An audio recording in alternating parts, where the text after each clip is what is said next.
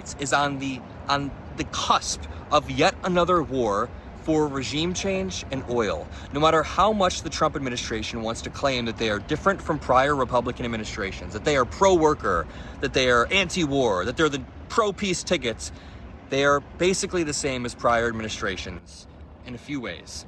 Republicans get into power, they cut taxes for the on the road after learning the U.S. had seized an oil tanker off the coast of Venezuela. Mockler is the host of the Adam Mockler Show on Midas Touch Network, with 1.7 million followers on YouTube and nearly 350,000 on Instagram.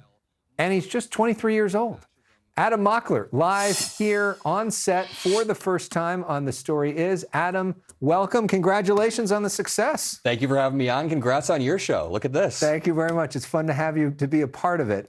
So let's talk about Venezuela. Big story breaking tonight. Yeah, I was flying to LA, and while I was waiting for my Uber, I decided to hop on and make a video because the United States had seized an oil tanker right outside of Venezuela. And as I was saying, as much as the Trump admin tries to act like it's different from prior Republican administrations, they're doing the same thing. They cut taxes for the richest, they cut benefits for the poorest, and then they go to war for either regime change or for oil. And listen. Well, they haven't gone to war yet. Or they haven't gone to war yet, but they are right now posturing towards other countries, posturing towards Venezuela in a few really, really key ways. For example, there was a no-fly zone a few weeks ago that was put over Venezuela that was clear escalation on behalf of the Trump admin. Since then, we have seen strikes in the Caribbean, which are questionable legally at best, due process-wise. And then from there, we now see an oil tanker being snagged off of their coast. So it seems like the admin is intentionally trying to get Maduro to flee, to force regime change, which isn't inherently bad, but it's just interesting that they claim to be the pro-peace ticket. Yeah, and we'll see, because so far they've certainly had those. They've not done the ground war, at least not yet. Another big topic, affordability, that it seems to be dominating the national conversation for the last few years. Put up on the screen, this is, in terms of prices, people were asked in this poll from Washington Post, ABC News, are your prices going up? Groceries, 71%, utilities, 59%, healthcare, 43%. That's real people that don't necessarily follow all the politics that closely. This is impacting them every single day. Yeah, the way that this administration speaks about the economy feels incongruent with how average Americans experience things on a day-to-day basis. I can speak from the lens of a young person who's growing up in an America where housing is just out of reach. It feels like student debt or medical debt ends up creating a negative capital situation for a lot of young people. Young people are negative in capital. So when you can't accumulate capital in the form of housing or in the form of investing, people don't feel loyal to a system. Now, I think the United States is a great country. I think it's the best country on earth. But I think when people look at Zohran Mamdani winning, for example, and they look at young socialist kids voting Zohran in, I think it's a myopic view of a broader issue, which is a system that isn't working for young people at this point. And people don't feel loyalty to political parties because of it, because they represent them as a system. And so we see these big swings.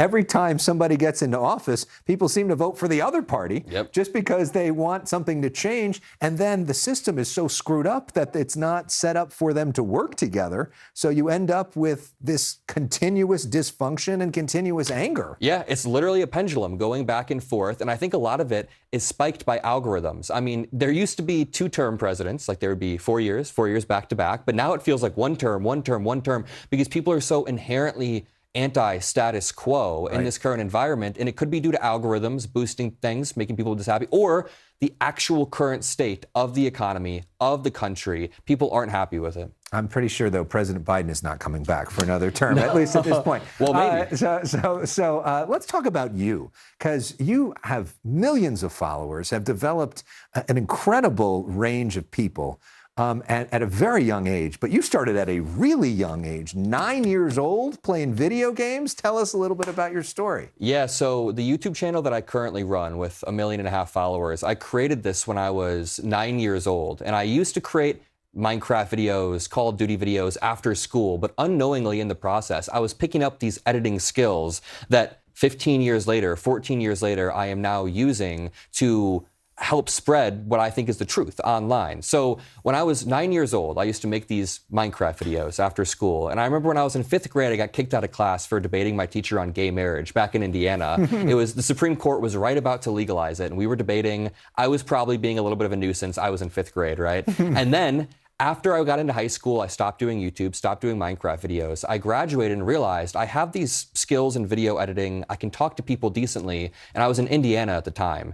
The Iowa caucuses were going on 2 states over, so I emailed a bunch of cameramen. I said, is anybody able to film with me this weekend? One guy responded and said, this is his only free weekend for the next few weeks. Now he's my main cameraman a few years later. So just a random email years ago has now turned into me sitting in front of an amazing human being. Thank you. So let's talk about how you talk to Gen Z who get information in a different way. How do you cut through all the BS, all the noise, and get attention in an attention economy?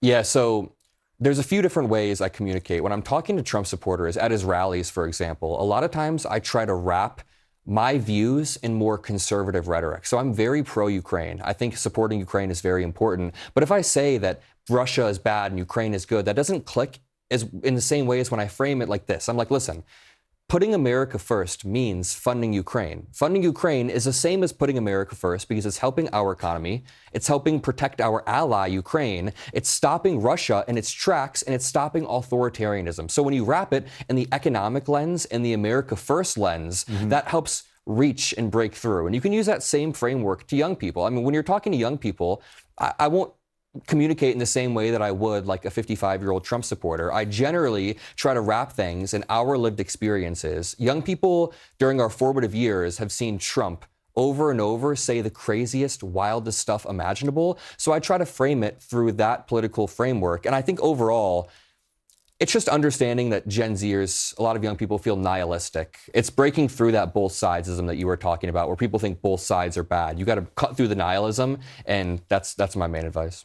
And have some fun, too, right? Have some fun. I mean, so much stuff is boring. Yeah. And part of the reason you're able to do this is try to make it fun. Yeah, there's a few key things that I try to bring when I'm speaking to people, and it's either being fun, attention grabby, or not so finger waggy. I'm telling you, young people do not like a Democratic Party that wags the finger, that tells you not to behave this way, that tries to get all up. Yeah, because Trump sometimes semes more fun than a lot of Democrats. And that's not right? a good thing. Yeah, Trump does not want to be the fun guy. He should not be the fun guy. Yeah.